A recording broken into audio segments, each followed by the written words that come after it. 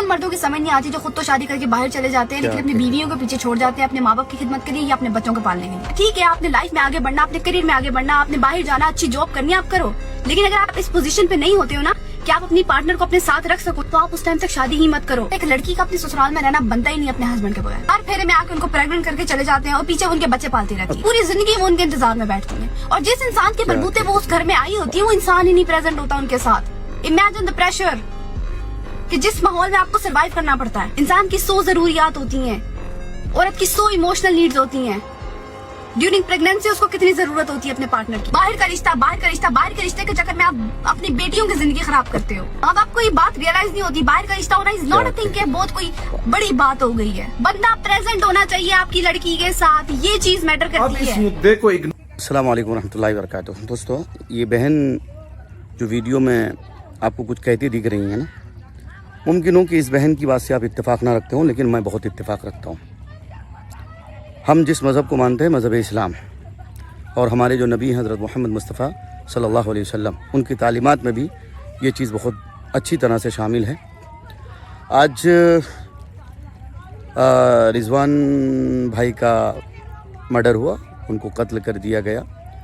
उनकी बीवी और उनके झूठे आशिक के उनके संग दोनों की मिली जुली भगत से मैं उस कत्ल की सफाई देने नहीं आया और न ही मैं रिजवान के कत्ल को जायज़ करार देने के लिए आया, लेकिन इसके पीछे रीज़न तलाश करेंगे, कारण तलाश करेंगे।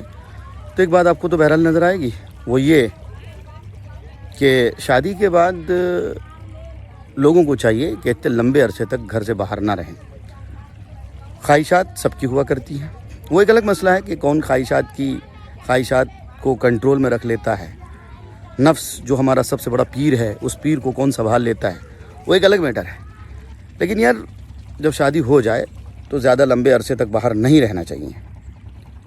इस्लामी तौर तरीके के मुताबिक भी और दुनियावी लॉजिक का भी इस्तेमाल करेंगे तो अक्ल की भी इस बात को इजाज़त नहीं देती है। बहुत से लोग बहरहाल मेरे इस वीडियो पर ये भी कहना चाहेंगे शायद कि साहब घर कैसे चलेगा। मैं कहता हूँ कि या तो निकाह करने में थोड़ा ताख़ीर कर लें। वैसे निकाह करने में भी ताख़ीर नहीं करना चाहिए, ख़ासकर आजकल के ज़माने में, चूँकि आँख के ज़रिए से जो ज़नाकारियाँ हो रही हैं वो भी बहुत ज़्यादा। उसकी तदबीर क्या हो सकती है? मैं समझता हूँ कि तालीम अगर हासिल कर लेंगे तो शायद हमारा समाज बेहतर हो सकता है। दूसरी तदबीर ये कि भाई कम पैसों में भी तो गुजारा किया जा सकता है। हिंदुस्तान में भी आप बहरहाल कमा सकते हैं। मैं ये नहीं कहता कि बाहर ना जाएँ, या कोई ऐसे जॉब में जाएं, ऐसे कोई काम में जाएं जहां पे आपको कम से कम वक्त में दोबारा घर आने का मौका मिले। बहरहाल हुकूक सबके हैं, बीवी का भी अपना एक हक़ है, उस हक़ को आपको अदा करना आपकी ज़िम्मेदारी है। आप समझते हैं कि पेट कपड़ा अगर सिर्फ उसका हक़ है तो ये गलत बात है। उसके अलावा भी आपके हुकूक हैं, आपके ज़िम्मा है ना, इसलिए इसको नज़रअंदाज न किया जाए। मैं देख रहा था कि वीडियो कोचा धामन के MLA सरवर आलम साहब की वो वीडियो थी जिस पर बहुत से लोग तबसरा कर रहे थे, बहुत तरह के कमेंट भी कर रहे थे कि सरवर साहब आप कहते हैं कि सऊदी ना जाएं, दुबई, कुवैत, कतर ना जाएं, तो फिर हम लोग कैसे कमाएंगे? बात बिल्कुल सही है। आज हमारे इलाके में इतनी अगर तरक्की आई है, लोगों में इतनी खुशहाली आई है, घर मकानात अगर चमचमा रहे हैं, तो मैं समझता हूँ इसका बहुत बड़ा कारण और बहुत बड़ी वजह वो सऊदी, दुबई यानी गल्फ़ कंट्री में जो काम करने वाले नौजवान लड़के हैं, उनकी कमाई का एक बहुत मोटा पैसा, एक मोटी रकम उसमें शामिल है, जिसकी वजह से बिल्डिंगें चमचमाती दिख रही हैं, जिसकी वजह से इलाका बहुत तरक्की किया है, ग्रोथ किया है, डेवलप किया है।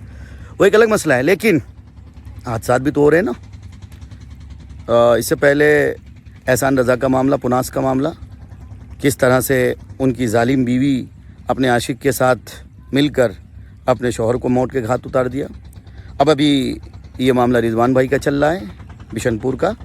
रिजवान भाई को किस तरह से उनकी जालिम बीवी देजी परवीन और उनके आशिक अनवर AD कमबख्त कमारा और पता नहीं कितने उनके फर्जी आशिक वाड़े रहे होंगे, सब ने मिलकर बहरहाल रिजवान भाई को मौत के घाट उतार दिया।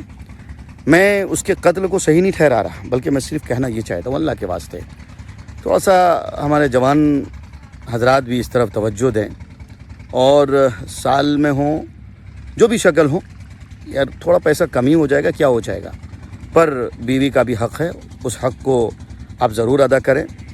दूसरी अहम बात, घर के माहौल में दीनदारी दूर दूर तक नज़र नहीं आती है। दूर दूर तक, क्या मौली साहब, क्या हाजी साहब, क्या चिल्ला चारमीना लगाने वाले अमीर साहब, सब एक ही सब में खड़े हो गए हैं। रस्म व रिवाज ने हमारे घरों को, हमारे आंगन को, हमारे समाज को जकड़ लिया है। शादी की फजूल खर्ची हर समाज में, हर घर में अब देखी जा रही है। हल्दी का रस्म, मेहंदी का रस्म, जो चीज़ कल तक हमारे समाज में नहीं थी, वो चीज़ अब धीरे धीरे बहुत तूल पकड़ती जा रही है। लड़कियां वीडियो कॉल पे, लड़कियां चैटिंग पे, लड़कियां इंस्टा के रील्स पे हर जगह नज़र आ रही हैं। बहरहाल ये वो सारी बुराइयां हैं, ये सारी वजूहात हैं जिसकी वजह से मेरा समाज दिन ब दिन गंदा होता जा रहा है। समाज में इस तरह के घटना होना ये दर्शाता है कि हमारा समाज मेरे नबी हज़रत मोहम्मद मुस्तफ़ा सल्लल्लाहु अलैहि वसल्लम के समाज से बहुत दूर जा चुका है। आइए हम सब मिलकर अहद करें कि हम फिर से अपने समाज को नबवी समाज बनाएंगे। ऐसा समाज जिस समाज का कल्पना मेरे नबी ने किया था, ऐसी सोसाइटी जिस सोसाइटी का ख्वाब मेरे नबी ने देखा था। सहाबा ने जिस मोड़ पर चल के दिखाया, जो रास्ता हमें बताया, जो तरीक़ा हमें बताया, उस तरीक़े पर चल के दिखाएं ताकि मेरा समाज एक बेहतर समाज हो सके, जहाँ बेटियों को भी इज़्ज़त मिले, जहाँ बेटों के दिलों से भी खौफ निकले, हरास निकले।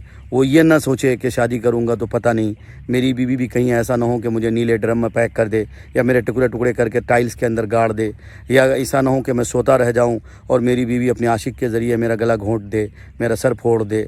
तो बहरहाल ये सारी बातें जो हमारे समाज में अब फैल रही हैं ना, ये समझता हूँ मैं कि इन्हीं सारी बुराइयों की वजह से अल्लाह हम सबको समझ दे, और जितने भी ख़ासकर एहसान भाई के वालिद हों, उनके भाई हों, उनके रिश्तेदारों, सबको सब्र दे। एहसान भाई को जन्नत नसीब करे, रिजवान भाई को जन्नत नसीब करे, और जो उनके कातिल हैं उनको कैफ़र किरदार तक अल्लाह पहुँचा दे। अस्सलामु अलैकुम व रहमतुल्लाहि व बरकातहू।